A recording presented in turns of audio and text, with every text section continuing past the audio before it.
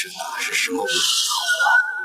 这是艺术片。这绝对是国产首部伪钞题材爽剧。虽然它没有大牌明星加持，但是演技全员在线，情节制作精良出乎意料。一经播出就被观众称为烧脑又走心的良心剧。故事从这个男人开始。老唐看起来是一个很窝囊的男人，他在一家印刷厂工作。虽然他技术高超，但是由于厂子效益不好，工资不高，还面临着下岗的风险。而家里不仅要还房贷，还有个老婆正准备生2胎。就这么一个快被生活压垮的人，老天还给他来了个致命一击。在一次回家路上，老唐不小心被汽车撞倒，车主以为是个碰瓷的，连车门都没打开就跑了。无奈老唐只好自己去医院检查。这一检查不得了，到底什么病啊？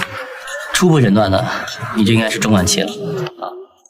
这就是压死骆驼的最后一根稻草。悲伤完之后，他似乎若有所思，仿佛下定了什么决心。回到家，他并没有告诉老婆病情，而是询问老婆还有多少房贷没还。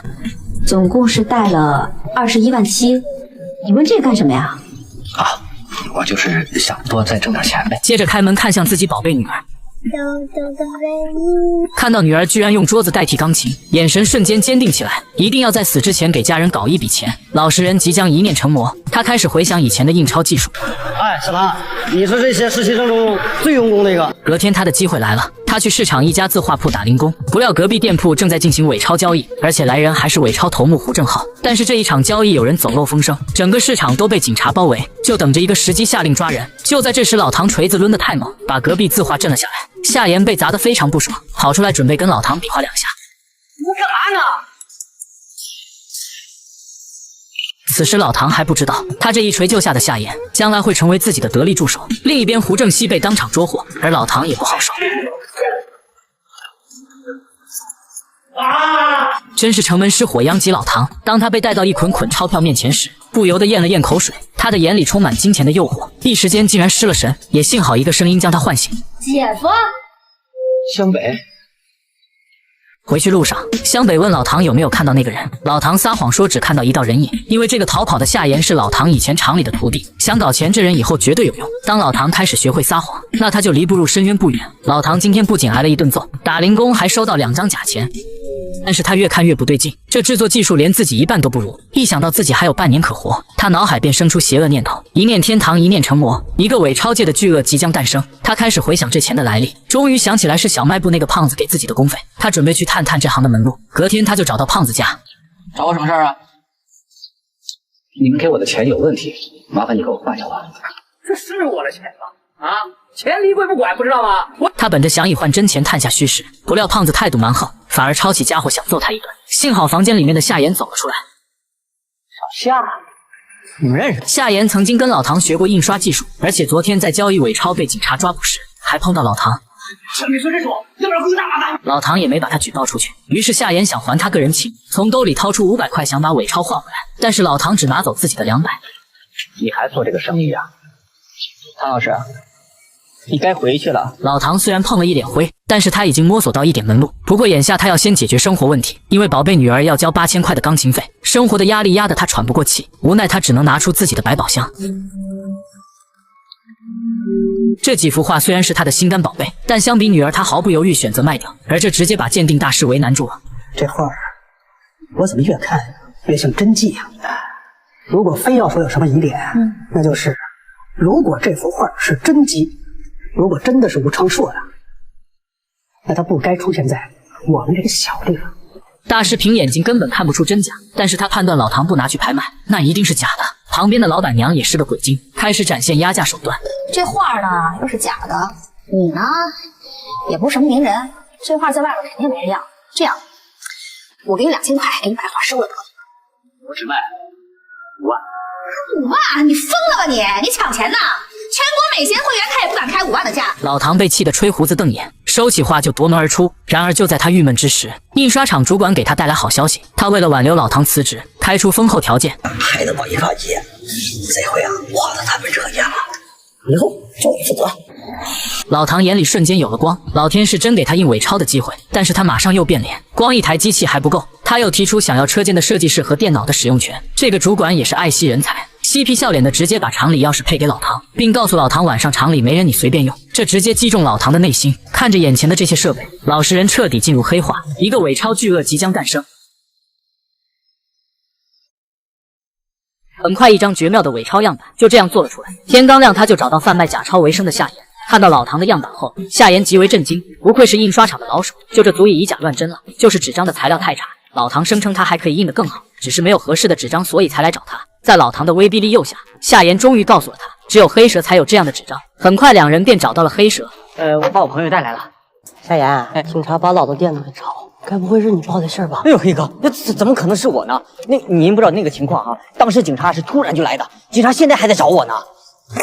老唐过来劝架，声称自己要和他谈生意，谁知黑蛇看他一副穷酸样，直接没把他放眼里。黑蛇害怕外面有人发现，直接把老唐弄到车里又是一顿打，最后还一脚将他踹了下来。被打急眼的老唐趁机一把关上了车门，夏言也赶忙拉上了门栓，随后两人匆忙上车，这时却不小心打开了冷气开关。两人开车逃跑的途中，被关在车厢的黑蛇两人早已冻得像霜打的茄子，手机也没有信号出又出不去，只能坐等冻成冰棍了。两人一路把车开到家中，忽然发现冷气开关早已打开。坏了，冷冻间早就打开了，会被冻死的。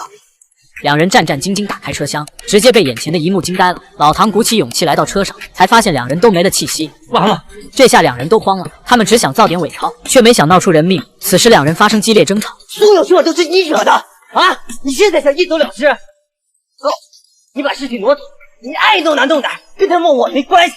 以后你别来找我。毕竟这事是老唐起的头，他只能没脾气的把尸体搬到自己车里，然后匆忙来到码头。趁夜色的掩护，抱起黑蛇小弟尸体直接扔进了水里。下一个就轮到黑蛇，这时黑蛇却慢慢苏醒过来，本想痛下杀手，可老唐却又于心不忍，于是又把黑蛇带了回来。他妈还活着呢！他说没说偷拿高刀纸？他没说，他一直在提条件。他们说不说？在夏言的威胁下，黑蛇终于说出印假钞的纸藏在哪里。两人翻遍仓库角落，终于找到专门制造50元假钞的短绒纸。这些纸是棉短绒造的，咱们当地的纸厂只能生产木浆纸，是足够咱们用的。做了几个版，挺大的，我还没听说过超过6个的。我不敢说我做的是最好，如果跟最好的比，我也差不到哪去。油墨才是大问题，印钞用的是专色油墨，咱们能搞到吗？搞不到。我研究了几个油墨配方，咱们可以试试。你说的是厂里用了几十年的老古董，快散架了吧？那得看谁赢。咱们结实大概能有700万，来多少？如果质量好的话，应该能卖150万左右，对吧？我来做，你来卖。两人的制钞行动马上开启。正当两人的计划一切准备就绪之时，另一边的黑蛇却拿出手机报了警。哎呀！你好，这是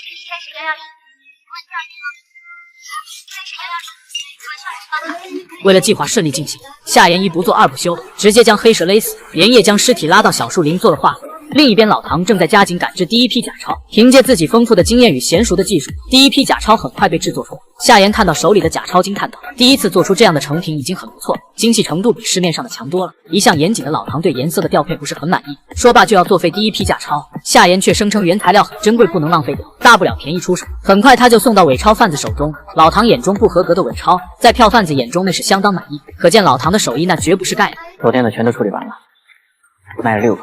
随后两人每人分得3万，可麻烦也即将到来。老唐与夏言的伪钞之路上已经误杀2人。就在前天，老唐抛尸水中的陈小玲已经被警方发现，警方首先怀疑是黑蛇做的，马上对黑蛇展开调查。随着一系列的摸排调查，与黑蛇有过联系的夏言被警方注意到，随后又发现夏言与老唐曾在黑蛇失踪的路段出现过。老唐是警员小魏的姐，你该怎么查怎么查，我回避。你这样，我把我姐的电话给你。警方先是给老唐打去电话，简单询问了一番，又让夏言到警局接受调查。聪明的老唐马上对夏言一番指点。经过老唐高明指点后，夏言来到警局镇定自若，完全没有露出任何破绽。警方也不再怀疑两人。麻烦解除后，两人就要制作出更多的伪钞，想尽快步入小康生活，让家人都过上好日子。却不料他们制作的高品质伪钞引起了伪钞界黑老大的注意。细节处见功夫啊！他是怎么做出来的？我们有设备，有原料。为什么都赶不上他？啊！这王八蛋是个大师。马上命令手下崔正浩找到此人。崔正浩顺藤摸瓜，先是找到胖子，再利用胖子找到夏言，随后马上带着夏言去向老大复命。路上开启导航的同时，却被警方锁定。是对，他又开机了。小魏那个手机又开机了，在你正前方15公里，顺路追。收到，还有15公里，收到。崔正浩开着车子一路狂奔，恰巧碰见去接母亲的老唐。老唐看到是夏言的车子，直接开车追去。追上后才发现开车的并不是夏言，随即感觉出事。就在老唐还没反应过来时，被崔正浩一把方向解了出去。就在这时，警察也追了上来，下车后才发现是老唐。我跟你说，我今天真是太倒霉了。我今天到乡下去接我妈，结果呢碰见一个不要命的冷藏车，刚刚跑过去。刚才这条道上是不是这一辆车？对对。老唐说明情况后，警察急忙追了上去。一番追逐后，警车当然不是货车的对手，几次差点被货车逼翻。最后崔正浩突然急刹车，警车躲避不及，直接撞了上去。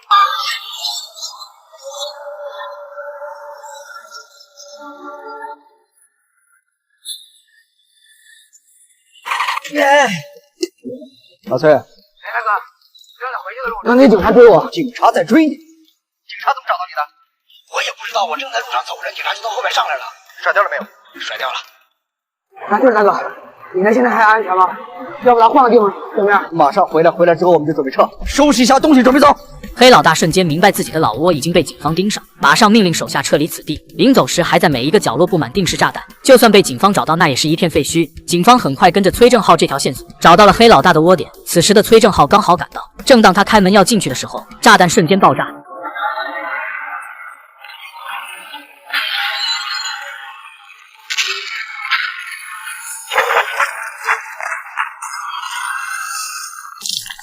他被当场炸死，线索就此中断。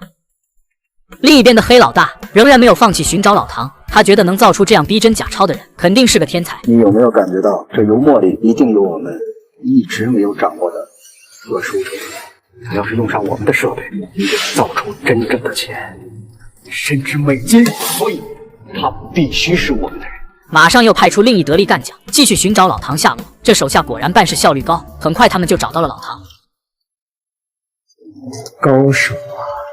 我是印刷厂的，我就是干印刷的。你知不知道干这种活是要坐大牢的，要掉脑袋的？我知道，可我没有办法，我得了绝症，我活不了多长时间了。家里面生活困难，我需要很多钱。黑蛇也算是替我办事的人，你把他给杀了。